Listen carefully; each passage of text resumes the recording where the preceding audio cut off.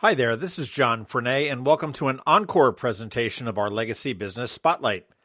These are best done in person, and with the current state of emergency restrictions, that's just not possible. So we will be re-releasing our past episodes every Saturday at noon until this pandemic is in our collective rearview mirror. Until then, enjoy this Encore presentation of our Legacy Business Spotlight. Some businesses succeed, some don't. Then there are those that seem to have been around forever. The true entrepreneurial success story. How did they do it? What was their vision? What makes a success? In this special episode for Eye on Annapolis, we speak with the true success stories, those business owners that have been around for decades, learn from their successes and failures. Now, here's host John Frenay. Well, we came up here to Crofton today, up inside the elusive Crofton Triangle, which is not quite like the Bermuda Triangle, but we're here with the Cyphers Agency and the founder, the chairman, the CEO, the head creative guy, whatever you want to call him, but Dave Cyphers. How are you today? I'm good. As you know, what we're doing is we're doing this sort of legacy series, and the concept is if I ran into somebody in a bar somewhere far away that had moved away from the area a long time ago, and they say, hey, is that Cyphers Agency still around Annapolis? Mm-hmm. And I would have to say no, they're not, because we're in Crofton now. But you're still in the area. We're still here. But you're celebrating 30 years. Yes. That's no small feat. Oh, it is a long time. Yes. Yeah. How did you guys start? I mean, I started in my basement and just on my own, and I knew I wanted to work on advertising, but I wasn't sure, what I was going to make of it. I started with a carpet cleaning client, I think it was, and then a physical therapy company, and just kind of I made every mistake along the way and figured it out, and slowly grew the company from just myself. I took on a partner in 94 and bought her half of the business out in 99. In the old days, it was a lot of printed materials and brochures and direct mail and that sort of thing. Then we started getting into more marketing strategy and looking at people's overall budgets and how to promote the company in all sides of it. And then technology started marching rapidly, around 99, 2000. It's like, I think we're going to have to start creating websites. This internet thing. Yeah, this internet thing's might catch on. Probably going to stick around.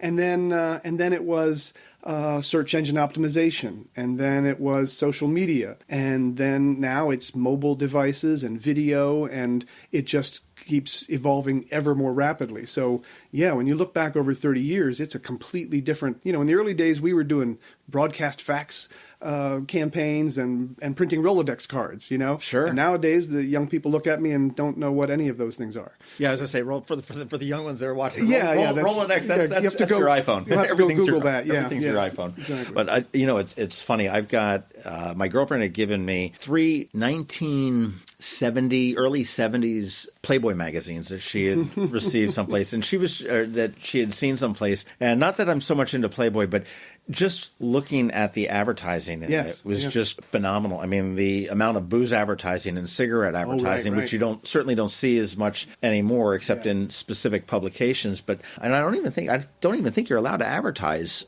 cigarettes, are you? No, I don't believe so. I was going to say I thought that was something that had changed, but it's amazing to see how it has changed. And obviously, you guys have really sort of adapted to it. What's been the biggest change what was the biggest obstacle, I guess, that as you came? Was it the social media? Was it the internet? Or? I mean, I don't know if any of them was an obstacle, but each one had to be attacked. As a small business, you can't just you're not made of money. You can't just say, hey, let's go hire a couple people and figure out how this works. You often start off with that's what venture capital's for. Yeah, exactly right. So you start off with, let's get a freelancer perhaps who can help us out with this, and let's figure it out. So we did that in each of those phases, and with social media, it was just a matter of a couple of months, and it's like, wow, we need to get a full-time person here, and then you slowly grow that department and the skills that you need, and you figure it out, and you upgrade the talent and grow that team. But you've got to be looking out ahead to see, because your clients are going to start asking you, well, what about this social media thing? Should I be in it? What should I do? And you have got to be able to talk the talk maybe before you can walk the walk. So you've got to be ready, and so that when it does come, you're there. Same with video. At first, we've got freelancers and some good relationships, but then, hey, we're doing enough of this. We need to bring it in-house. We need to internalize it and get really good at it. Same with SEO and now, mobile advertising, all that stuff, And this has come a long way from your basement. Oh yeah. Yes. Where was the first office? Well, actually, my very first office, I shared some office space with Nancy Hammond, local artist, and Nancy's great. We're going to be speaking with her soon. We made a deal where I would do her bookkeeping, and she would give me a little office space in the back of her studio, which used to be on 6th Street, right there in Eastport. Way back when. And so that was how I first got started. Then moved to the basement of my townhouse, and there was a point where I had 3 or 4 employees, and it was getting a little crazy because you're never off of work, and people are in the kitchen at the kitchen table, and it's just my wife at the time. She was, I guess. When she wanted to stay home sick, she had to just hold herself up in the bedroom. She couldn't walk around the house because there's too much going on, Right, no more of the coming down in the bathrobe, swigging milk out of there. Yeah. So there was a point where we had to get the heck out of there and get a real office. Yeah. So she laid down the law and said, "Dave, it's time." Yes. Well, that was about the time we took on a partner, and so it made sense to get a real office. And then for a long time, you were on what I call old Solomon's Island. Yes, Road. we were over in Gibraltar for some years, and then moved a tenth of a mile over to Old Solomon's Island Road. Yeah. And you were there until you moved up here to Crofton, right? Yes. Yeah, we were busting at the seams. We needed some more space, and I was looking to purchase a building, which is a good investment for my future. And this opportunity presented itself. We're at 18 people now, and we've got some room to grow and some breakout rooms like the one we're in, where people nowadays they wander around with their laptops and have little ad hoc groups to work for a few hours at a time. It's a great environment. I see Audrey Hepburn looking over your shoulder here. Yeah, this is the Audrey Room. Yes. Yeah. And the Purple Rain is the one downstairs. So just take a look at that. You've got themes in all your rooms. Oh yeah. You darn creative. Yeah. Guys. Well, you got to keep it fun and creative. Exactly. What are your capabilities in house? We do most everything in-house. In other words, we've got designers working at computers. So they're doing everything from website development to traditional print ads. We do a decent amount of video work internally here. A lot of it is digital these days, websites, digital ads, animation. And then when we get real complicated videos or real complicated animation, we still have some great freelancers that we work with. Right. But all the website development, all the creative, my creative director and vice president, Darren Easton, has been with me 22 years now. And that's a large part of that 30 years. And that's part of the key, is having this core group.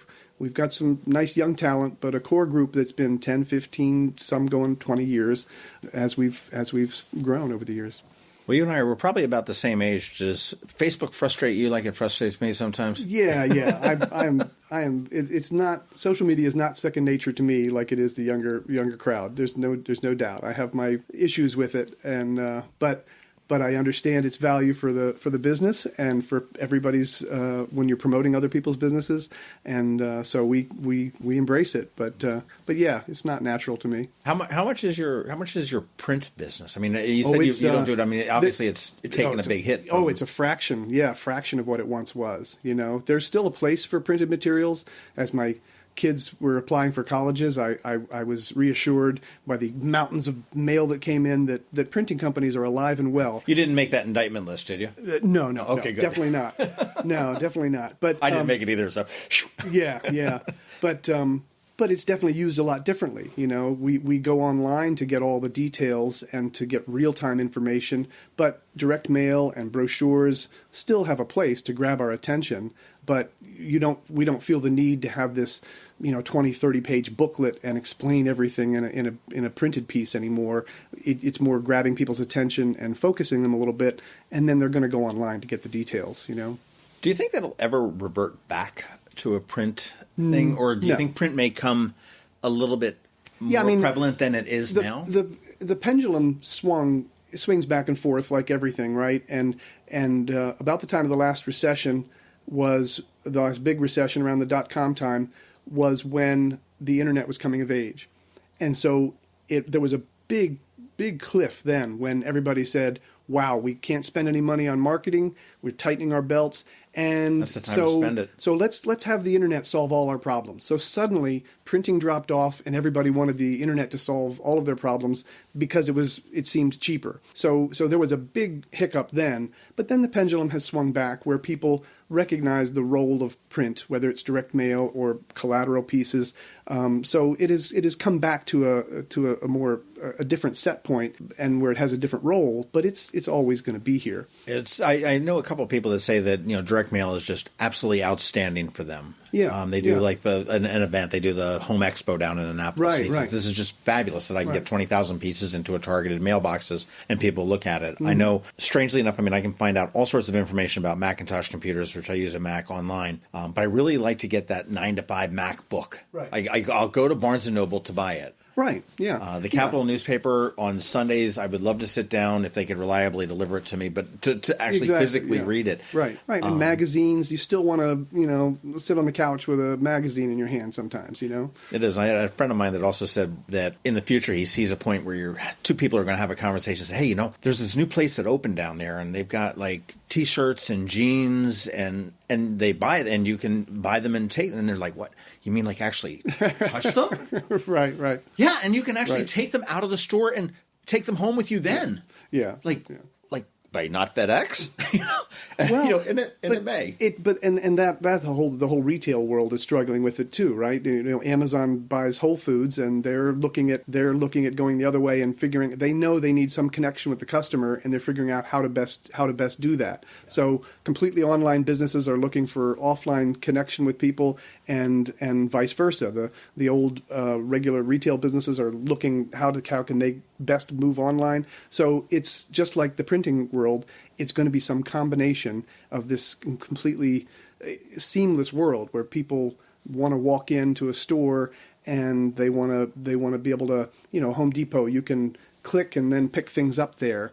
Right. Now they're getting really good at this seamless idea. I can look online and I can see, it's in aisle 17 right here in the store in Bowie or Annapolis. Or I can order it because it's not in the store at this time. So that's what's, every industry is grappling with it. Any kind of retail too, you're competing for expendable dollars. Yes. And it's, so the hardware store is not competing necessarily with Home Depot. They're competing with, the restaurant down the road. That, where is the consumer going to spend the money? Right. Now, how did you get your start? Did you go to school for marketing, or was this just a bad night out drinking one night? No. I went to school at University of Maryland. I studied in the journalism school, and you had to make a choice, and it was like news editorial, public relations, advertising, and I knew I was good at writing. My personal creative skill is writing, and I enjoy it, and I was good at it, and so I gravitated towards advertising, and I still wasn't sure what I was going to do with it. And have you figured that out yet? I'm getting there, I guess. I'm ruined for being employed by anybody else after all these years of running my own business. But that was it was Jerry Wood at Annapolis Sailing School, my first job teaching sailing, who was kind of my mentor for an entrepreneur. And he had the sailing schools. They had 11 locations at that time. He had the boat shows. He had a couple of other businesses, and he had his own printing presses there, a husband-wife team that I started to manage. And I just saw this guy that had built his own little world and called the shots, and that was my inspiration to become an entrepreneur. So for better or for worse, I might have grown quicker if I'd worked for a larger agency somewhere and learned the ropes. But then maybe I wouldn't have had the nerve to go out on my own, or once you get married and have a family or something. But I just went off and started from day one on my own and started to figure it out, good, bad, and ugly. I will say that having owned my own businesses for a couple, many years, but as you do, it's one of the most rewarding experiences that you could possibly imagine, but at the same breath, it's the most terrifying thing. Absolutely. It is all of those things, right? When things go well, you can slap yourself on the back and take credit for it, and you feel on top of the world. But then when things go badly, you know, we lose a big account or there's a big recession, and you're staring at at everything you need to pay, and it's like, wow, it's scary. Yeah, payments dwindle, payroll continues. Yeah. It's and we've certainly had our ups and downs over all these years, where there's times where that freight train of the biweekly payroll and the bank wants their money, and that doesn't stop for anything, you know. So well, it was sort of like I had to laugh during the shutdown. President Trump had said, "Well, just talk to the bank; they'll work with you." Yeah, right. Yeah, just when you explain it to them, it's like you got to find a person in a bank first of all. But I chuckled at that too. Yeah, right. Are you still sailing? Yes. I don't own a boat right now. I'm in a sailing. That's the best kind of boat. Exactly to own. Right. No, I'm in a sailing club down the West River, and I have a good friend who's races up in Annapolis, so I'm doing the Frostbite series now on Sundays, and we'll be back out there on Friday nights with the beer can series. So I love being out on the water. Yeah, that has never left me, and get the kids through college. Maybe I will get my own boat here. That's great. Where are your kids in college? Zoe is at Catholic University. She is studying architecture, so I don't know that she's going to take this business over. And my son, the jury's still out. He's at Georgetown studying business. So we'll see. We'll see. Good for you. I've got my youngest is graduating at American in May. So okay. I'm looking forward to the raise and to my raise. Yes, yeah, exactly. Right. Without the tuition payment. Yes. Well, we got to get her a job and get her out of the house. Yeah, but it's great when you can sit there and see that. What are your future plans for Cyphers? Well, do you have anything at this? I mean, I know you just moved in here about a year ago. Yeah, I mean, I'm not quite yet ready to retire. I've got a few more years left in me for sure. Definitely need to keep this business growing. I mean, part of that is the challenge and the fun of growing it, but part of it is that you want to keep this good crew, and people want to grow their career. They want to, as they get older, they want to make more money, and so the business has to keep growing. And there's a natural ebb and flow of clients coming and going as companies get bought and sold and people move around. So it is a constant business development effort to keep the thing growing. But it's not about adding a ton more people. I can imagine a few more positions that we could use to really fill out our capabilities. And then it's about working with, the ideal clients. They've got enough money and budget, but they've also got a good attitude to let us be creative. And it's something fun and interesting. And you get all those things together, you're doing pretty good. So life's too short to work with jerks. Exactly. And as we get to a point now where we're not so desperate, then you can be a little more careful about what's a good fit for us and what's a good fit for the companies we work with, because it's a lot of work to sell yourself and do proposals, and what you really want to do is build relationships that last for years and years. We've got a number of those, and we're always looking for more good ones like that. Yeah, absolutely. When you talk about your different clients, what areas of advertising do you excel in, I guess? And what's your ideal client? Besides the one with like a huge budget, $50 million. Right. Well, I mean, we're large enough that an ideal client is someone who has an ongoing need for an agency for support. We're usually we're not as expensive as a big Baltimore or DC agency. But we're not a freelancer either. So we're somewhere in between. So when a company has an ongoing need for support, they need a group of people to understand them, and they can hit on all the different burners: the public relations, the creative folks here, the social media side, the strategy. Then they will see the value because they've got a group that really learns and understands them. And often what will work out to be a monthly retainer for us that is good for us is like one or two people, full-time people for them, or a couple of, so they could not possibly put a team together that would have all the talents that we would have for what they can pay us. So that's the kind of the value proposition.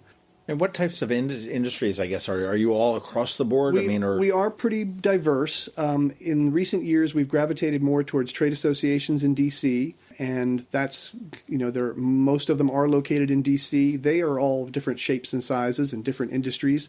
If anything, we've gravitated more towards some food-oriented clients, so food-oriented trade associations, from the National Chicken Council to the Grain Foods Foundation, International Dairy Foods Association, Snack International, which is snack foods, that sort of thing. But we also have some we've had restaurant clients. We've got Strayer University.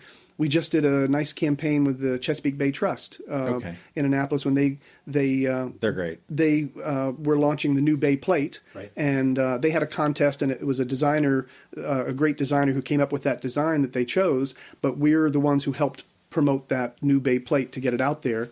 And we were particularly pleased about that because years ago we helped promote the last Bay Plate. So that's a right. Well, we spoke with the artist that did this plate, okay, and Joe Barson, who did the original one, is a friend of mine. And cool. My claim to fame on the new Chesapeake Bay Plate is that I think I am the very first one to ever get a red or a speed camera ticket in D.C. with the new Bay Plate. Oh, there's a distinction. Nice. It is. I got mine on October 29th or whenever the first day it was issued. I took my daughter back to school on the 30th, and you should frame that and put it on the wall. Bam! I'm still disputing it. I've got to make them prove that I was. If nothing else, it delays it for about a year before I have to pay the $100. But nice. But yeah, so I mean, you're pretty much all over the place. Yes, I mean, it does keep us. It keeps life interesting. It keeps us creative to work in different industries, and some clients, just by nature, they get stuck in their little world kind of with blinders on about what's going on in their industry. So it is this cross-pollination of something that works well in the restaurant industry could work well here for the trade association, and they never would have thought of it. There is a lot of that, and it's helpful. I find in almost anything, you've got a bunch of people that end up being what I would call old and crusties. Mm-hmm. And this is the way it's always been done, and this is the way we do things. You need a disruptor. Yes. Which would be Cyphers Agency to come in and just and not necessarily to disrupt, but to I'm going to slide over here and look at it from a different angle. That's part of the reason that it does make sense to hire an outside agency, because you need a fresh perspective. You need somebody to learn your business, but not be so immersed in it that you don't see the forest for the trees anymore. A fresh perspective, yeah. I had heard a long time ago that if you want to get to the bottom of anything, you ask why 5 times. It's like a 3-year-old. Yeah. Well, why did you paint the wall red? Yeah. Well, why? Why? Because, we use primary colors. Okay. Right. Finally, thank you. Get to the bottom of it, yes. But do you guys will do, you do, I'm assuming collateral, design collateral for trade shows and... Yep. Collateral pieces. We do trade show displays. We do... we'll help manage events, and you're still doing promotional items, and at kind of all sides of what people need, from the strategy of how they should best spend their money to helping them manage their sales departments to whatever it takes, whatever it needs, and that's the fun part. It's not like we have a set price list, really. The projects, engagements are different, the client's needs are different, and that is what is most fun to me is taking the time to learn these different businesses. Even if it's in the same industry, they're different by virtue of that owner and their vision and what they're trying to do. Everyone is unique, and so being able to dip down into these businesses and learn what they're about, and then help them achieve their goals, that is what's cool and what's fun. And I'm going to go out on a limb here and say that you're probably not afraid to fire a client, right? No. You don't do it willy-nilly. But No, it's painful to do, but yeah, and that's another thing that comes with time and being a little more secure. There were days back in the past where you wouldn't dare fire them. You needed them, and you put up with them. Nowadays, not so much. No, it's just like a toxic employee where they've got to go because they're not a good fit. A client can do the same thing and create ripples through the company, through our company, where it is just not worth it, and they need to go. Yeah, I agree. It's like someone told me, I used to own several travel agencies, and had a toxic employee, and someone said, "Do you know the best day to fire a toxic employee is?" What's that? You typically think like Monday or Friday or something like that. It says, no, as soon as you realize the first day you realize that you need to. Yes, and believe me, we learned those lessons the hard way too. I think I shake my head and look back in the 90s when we made some bad hires, and we weren't self-aware as a company of your culture and what is a good fit. And that's a big deal to figure out what is a good fit. We try really hard to have people come here for a day or two and try us on for size, and we get to know them a little bit in addition to interviews, because it is so critical. A small group of 18 people, everybody's got to be pulling their weight, and they have to be a good fit. You're a family. Yeah, exactly. Large family. Right. Right. My son was recruited to go out to Colorado. He has a job with the state and doing IT, and he was all set to go, and it was a contractor work and whatnot. And I said, but you got to think about it. Are you the jerk that's going to be in the office? Right. Can you get along with the jerk that's in the office? Right. Right. What's going to happen if the contract loses? And he ultimately decided to stay where he was. Really? Okay. Fairly new out of college, so he's got a really good job. And again, it's critical to have a team that works well together. And you said your vice president has been here 22 years? Yes. What's been your average tenure of here? Do you know? Well, it's. I mean, you've got obviously. It's gotten longer and longer.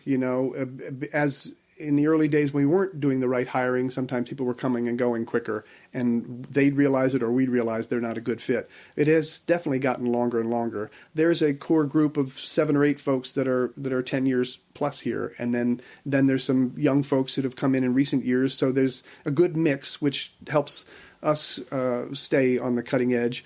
But all right, so who's smarter, the young kids or the old guys? It's different, right? I mean, you've got the gray hair that like Darren and I have, who've got this wisdom of the experience over the years, but there are fresh ideas coming in from them that we would never think of. So it is definitely a good blend. I mean, it's a really open atmosphere here, so people can overhear conversations, whether it's something that's happening in real time on social media or whether it's talking about ideas. We talk about the idea that it's not Kayla's ad agency or Katie's ad agency. If you sit in one room all by yourself and try and figure something out, it's just you. If you share the idea and talk about it, you get the power of the multiple brains, and that's where the ideas come in. That's where they get better, they get sharpened, and so I really get on people about that of we got to do this together. If I do a proposal, I want other people to look it over and give me some feedback and ideas. It's not going to be very powerful if it's coming out of one brain. And it's true. It's where the magic happens at the Cyphers Agency. Exactly. Yes. You get it down there. Well, Dave Cyphers, thank you very much for your time. Congratulations on 30 years. Thank you. And, thank you. I encourage anybody that's listening to this, if you are looking for an ad agency or if you're in the trade association in D.C. or whatnot, which they a lot of experience there, but definitely give them a look over. Right up here in Crofton, very conveniently located. A very cool Audrey Hepburn room. We got red, white, and blue. It's a very patriotic room, but yes, you've done a really good job with the office. I mean, did you gut this and build this to spec? We didn't have to do too much. It was already in the right direction, but yeah, we just continued on with bright colors, and we gave everybody a little bit of a budget to personalize their areas, and we wanted to make it a fun, creative space to inspire us. If you're here 8-10 hours a day, you want to have it there. Dave Cyphers, thank you. Congratulations on 30 years. Thank you, John. I look forward to hearing more about your next 30 it goes, and we'll see you in your walker, I guess, in 30 or so. I don't know about that, but yeah. But thanks very much. Thank you. Thanks for listening to this special podcast for Ion Annapolis. Please be sure to visit ionannapolis.net for all your local news, events, and opinions.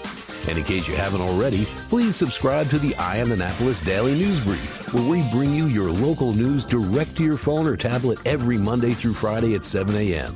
Subscribe on iTunes or Google Play.